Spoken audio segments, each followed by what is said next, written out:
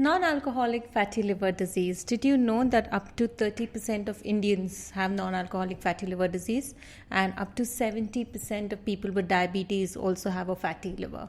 In fact, this disease is so dangerous and so fast growing that up to 70% of kids who are obese tend to also develop fatty liver disease. You want to make sure that you're taking every precaution possible in terms of helping you reverse the disease. You can reverse, especially in grade 1 and grade 2, non-alcoholic fatty liver disease can be reversed. And why is this important? This is very, very important because NAFDL, non-alcoholic fatty liver disease, puts you at the risk of liver cirrhosis and even death. You obviously want to avoid that. In fact, having any other metabolic syndrome like PCOS, thyroid, diabetes, hypertension, all of these put you at the risk of NAFDL. And NAFDL further puts you at the risk of liver cirrhosis, death, and cardiovascular diseases. I've personally seen a family member go through it, and I know that it's not just the person struggling with NAFDL, who actually goes through the struggle, but the entire family and everyone around the person suffers. It is a very painful disease, and we want to make sure that we take every precaution possible to help you manage it. This video is to give you a little bit more information in terms of what causes this and what can you do to prevent it. Now, number one, before we dive into what causes this and practical steps to prevent it, let's discuss about how you can diagnose yourself. There's two ways. There are multiple ways, but two specific things which I ask my clients to do. Number one, get your total cholesterol levels checked. Now, whatever your total cholesterol level is, minus your HDL from it, and the number which you're left with. So, total cholesterol minus your HDL, your good cholesterol, whatever number you're left with. If it is less than 130, you don't have to worry too much. But if it is over 130, that puts you at the risk of NAFDL. That doesn't mean you already have a fatty liver, but that does put you at a risk of NAFDL. So you want to make sure that, you keep a watch on your tests. Number two, you could just get a blood test done.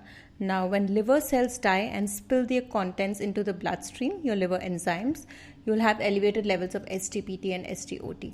If further required, your doctor can also suggest you to get a scan or a biopsy done, depending on what stage you are and what else are you struggling with. But basically, if you're obese, that puts you at risk. Any other metabolic disease, like I said, puts you at risk. Why do people tend to develop a NAFDL? People tend to develop a fatty liver because of three main nutritional blunders: excess saturated fats in your diet, excess sugar in your diet, and excess triglycerides. Triglycerides is basically body fat. If you have excess body fat, then the excess fat spills into the liver. Let's take one condition at a time and discuss this further. Excess saturated fats. Saturated fats is the bad fat, the kind of fat which comes in from meat, eggs, cheese, and full fat dairy products. You want to make sure you're avoiding this. Now, besides just saturated fats itself causing fat in your liver, saturated fats, particularly coming in from animal products like eggs and meat, are also very high in something called carnitine and choline. Both of this in your gut is converted to TMAO. Just remember TMAO. And TMAO increases inflammation and fatty liver symptoms. So you want to make sure that you're completely, removing saturated fats from your diet. Ghee is another source of high saturated fats, which I see a lot of Indians including in their diet. You want to make sure that ghee is very high in saturated fats. You don't want to include this, especially when you're already at the risk of or struggling with a non-alcoholic fatty liver disease.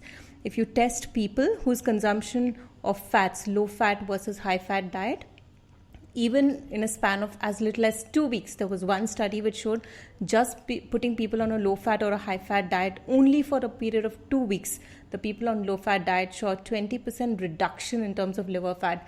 People on a high fat diet saw a 35% increase in liver fat. So just 2 weeks, that's as little as, consumption of high fat diets can affect your liver health.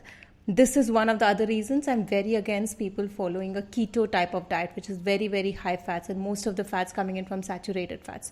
You want to make sure you're staying away from saturated fats. So no dairy, no meat, no eggs. Unsaturated fats contain specific plant phytonutrient compounds such as resolvin and protectin, and these are very, very important in terms of helping you manage, reverse and reduce inflammation in the liver, reduce fatty acids. So don't avoid whole plants fats coming in from plants, but you want to make sure you're avoiding saturated fats which come in from animal products. Number 2, sugar. Now this is a tricky one. Sugar is a subgroup of carbohydrates. So carbohydrates can be divided into three predominant major parts. You have sugar, you have fiber, and you have resistant starch. Fiber is very, very important. Fiber will help you improve metabolic disease symptoms, any metabolic disease, including fatty liver. But sugar, on the other hand, increases your chance of fatty liver and makes it worse. In fact, consuming as little as 1 can of soda per day, 1 can of Coke, Pepsi, and Sprite and things like this per day increases your chance of non-alcoholic fatty liver disease by 45%. That's very, very huge. Sugar in the form of fructose, fruit sugar, but don't get me wrong here, I don't mean the whole fruits. You should eat as many fruits as you can, unlimited amount, and all kinds of fruits, really all kinds of high GI, low GI, just as diverse as you possibly can in terms of your fruit palette. Eat a lot of fruits, but the fruit without the fiber made into a juice, that fructose, that lot of sugar coming in directly without the fiber puts you at a risk of non-alcoholic fatty liver disease. So don't consume sodas and beverages which are sugar sweetened. Don't consume juices, but you want to make sure a lot of fruits are part of your diet because fiber is very, very important. Why is fructose so bad? Unlike other forms of sugar like table sugar called glucose or lactose, fructose is broken down only by the liver. So when the liver is getting just so much of fructose all at once, when you drink a glass of juice, it's just really difficult for the liver to break that down, and that causes fat formation around the liver. So you want to make sure that you're avoiding, but don't avoid fruits. I want to make this very, very clear. Juices, no. Fruits, yes, as many as you can get. Number 3, the third source of fatty liver is triglycerides or body fat. In fact, just reducing your body fat, if you're obese coming into a normal BMI range, reducing your body fat percentage can take you back 1 grade or 2 grades in case of non-alcoholic fatty liver disease. Excess body fat is a cause of multiple metabolic diseases, including fatty liver. Excess fat cells spill their contents to the liver, and thus it causes a non-alcoholic fatty liver disease. So if you're obese, you want to take every step possible in terms of reducing your weight.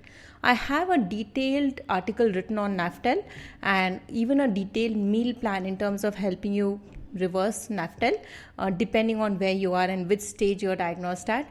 And I'll leave a link to the same below. But one of the most important things we focus on is a whole food plant-based diet. A whole food plant-based diet is naturally very high in micronutrients and very, very low in calories. And this helps you lose weight without having to calorie count and portion control, not do all of this, and helps you also reverse fatty liver. You want to make sure you read the article and start following some of the steps. Much, much more detailed than this video. And I think it will highly help a lot of people who are struggling with the fatty liver. The most important thing is don't take a fatty liver for granted. If you're, like I said, diagnosed with a fatty liver, that puts you at the risk of liver cirrhosis and death. Once you go towards liver cirrhosis, reversal is really not possible. Then it's about how long you'll be able to live. And most often it's not very long. And you have no right, if you have a family, to make them go through the struggle because of your carelessness of not taking care of your health. I know that's a little bit too harsh, but I really, it hurts me when I see people struggling with bad health, especially things which could be prevented. This is Roshni Sanghvi. Make sure to follow my YouTube channel. It gives me more motivation to make more videos, and I really hope this helps.